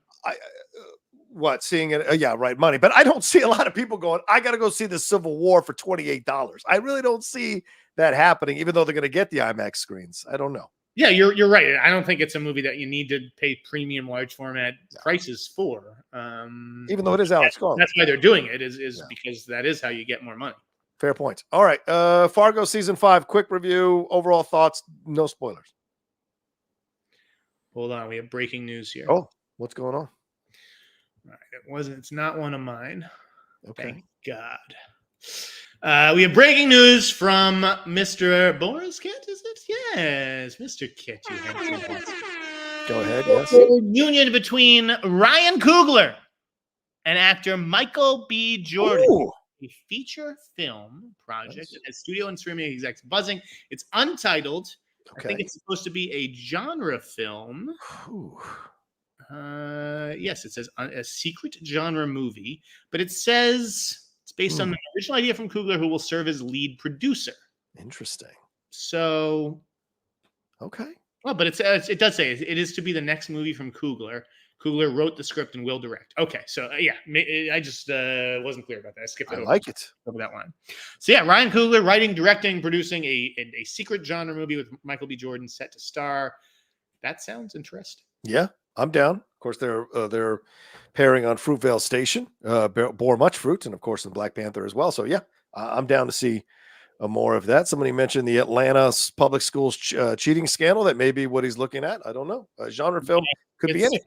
It is supposed to, Boris does add one little detail towards the end of the story, is that it's a period story. Oh, okay. But no, I don't think it's going to be the Atlanta cheating thing, or I think this is more of it's genre. It's going to be either horror thriller or sci-fi fantasy. Gotcha. All right. Or a Western, a Black Western. Fargo season 5, give it to me real quick, because I haven't watched an episode. So please, your thoughts. I mean, really good. I liked the finale. I didn't love the finale, especially because people were like, it was amazing. I liked it. I mean, it ends with like a 20-minute scene in a kitchen, but it was a great. I mean, that's no spoiler. Just I thought the season was really good. I mean, this is the best show on television. I'm sorry. Like, people are like, Succession is better than Fargo. I'm like, okay, Sure it is. Fargo is so consistently great. There is not a weak season. Everyone has their opinion about, this season wasn't as good. No, they're all so fucking good. And this one is absolutely worthy of being mentioned in the same breath as the others. Loved John Hamm, loved Juno Temple, loved Lamorne Morris. Jennifer Jason Leigh was fucking fantastic. Okay. There was a lot to like. But of course, the star of the show is definitely Sam Spruill. Sam Spruill was incredible this season as Ula Mook. All right. Now, what about ISS? Did you get a chance to see this or no? I did. Oh, no. Yeah, I know. Really? I know. Shit, I'm going tomorrow. Damn it. It was okay. Okay. It was watchable. It wasn't like terrible. Oh, it's watchable. Okay. Yeah. No, I watched it not last night, the night before with a buddy. It's just that trailer is so good. Yeah. And it's not in that ballpark. Okay. It's not even close to that ballpark. But it's not the worst movie I've seen this year. But it was a bit of a disappointment. You keep teasing the worst movie you've seen this year without saying what it is. So have I not? Yeah. I don't think you have. So Daniel Emsby, let's wrap it up here, guy. Hi guys. We got a couple of these and then we'll wrap it up. Hi guys. When can we expect the first reactions for Dune? After people see it. Breaking news. Do you know when screenings are happening? Any guesses? No, I mean, I'm the last person to know. I'm the Mr. All Media. I'm the guy who's like, oh, the movie opens Thursday night. Why don't you come Wednesday night and check it out? I'm sure Perry has already seen Dune 2 and maybe even Dune 3 at this point. There you go. Matt Boyle says, did you hear about the movie studio? Our movie stars are trying to bid for Michael Crichton's final book before the book even comes out. I hear about it. I scooped it. I know everyone wants to believe it was Deadline, but don't forget, I talked to Mr. James Patterson himself. You did. Just before Thanksgiving, and he told me that he was going to be taking out the Eruption book this year, and that it was going to be a huge bidding war. Yes, that auction is going to happen. Studios are going to have to pay up for that one. I mean, it's just it's a good idea for like a big summer blockbuster. Those are obviously two gigantic names, and there's two big star parts. Interesting. Okay. Grebel Fuentes says Fargo season 5 was the best season of the entire show so far. Agree with Jeff. There's no bad season. I will be watching Civil War in glorious IMAX. All right, Grebel, you're going to be one of 5 people in that theater, I imagine. But it's like I think that it's true. Like if people are going to go to the movie, they want to see the movie the best way they can. Yeah, true. Of course. I mean, I'll go see it in IMAX if they present it at IMAX. I have the Regal thing. It's only $7 for me, so I would absolutely do that. All right, one last Streamlab. Yes. Wayne Edwards. Good evening, gents. Love the show. Thank you, Wayne. Love you, buddy. In the book, How Star Wars Conquered the Universe, which I think is sitting on one of my shelves here, it reveals that Lucas did ask Spielberg to direct The Phantom Menace. Spielberg declined, saying, "This is your story, George. I blame Spielberg for the prequels." LOL. There you go. I know some people love the prequel trilogy. I am not one of those people that loves the prequel trilogy. Spielberg doing the prequel trilogy, I think that would have been super interesting. Jeff, what do you think? Do you think we live in a completely different world if Spielberg directs the prequel trilogy, or would people have had an issue? Everything we know would be different. No, I don't think it would have fucking made a difference. I never saw episode 1 or 2, so I can't say how good a job George did or didn't do. Yeah. So 3 though was okay. 3 was fun. I like 3. Absolutely. 2 is, but 1. The Jar Jar stuff, still, I can't get past it. No offense to Ahmad Best, who's a fantastic person, but I still can't get past Jar Jar. All right, one last one, then we got to go. Just finished. Yes, boy says, just finished The Iron Claw. What are some of your ideas for a wrestling biopic? I could imagine Michael Shannon playing a Vince McMahon. Yeah, not till he's dead. I don't think you'll ever see a Vince biopic until he's dead. What would you want to see, Jeff? I think we answered this the other day. I've said Randy Savage. I've said Dusty Rhodes. Who would you want to see as a wrestling biopic? Yeah, we mentioned it on last week's show. Was the Hearts, the Hart Foundation, right? The Hart family, right? Of course, yeah. I don't know about Michael Shannon as Vince McMahon. I don't think I see that. Really? What are you talking about? You think tall so? Guy, barrel chested. You could see him strutting down. Come on, are you kidding? No, I can't. I think I would guess as Vince McMahon first. John Hamm as Vince McMahon. That could be interesting. Yeah, that is a better one. I mean, and I was thinking of somebody very similar. Who also played a sheriff on TV. Anybody? Timothy Oliphant? You talking about Timothy Oliphant? No, close. Who? David Harbour. Oh, Harbour could be an interesting Vince. Shit, that could be an interesting Vince for sure. Stone Cold, yeah. Stone Cold would be great. Eddie Guerrero would be great for sure. All right, let's see. Is that it? That's everything. All right, Jeff, any final words? Anything else you want to say, or shall we wrap it up? No, it's been a long show. Let's wrap it up so I can try to get this newsletter out at a reasonable hour. I haven't even fucking started it. Let people know another great show, brother. Let people know how they can subscribe to your newsletter and what to expect from your newsletter in the coming days. theinsnyder.com. Don't want to buy a $100 a year subscription, which is a bargain, or pay $9.99 a month. I get it. You can buy individual scoops now for $1.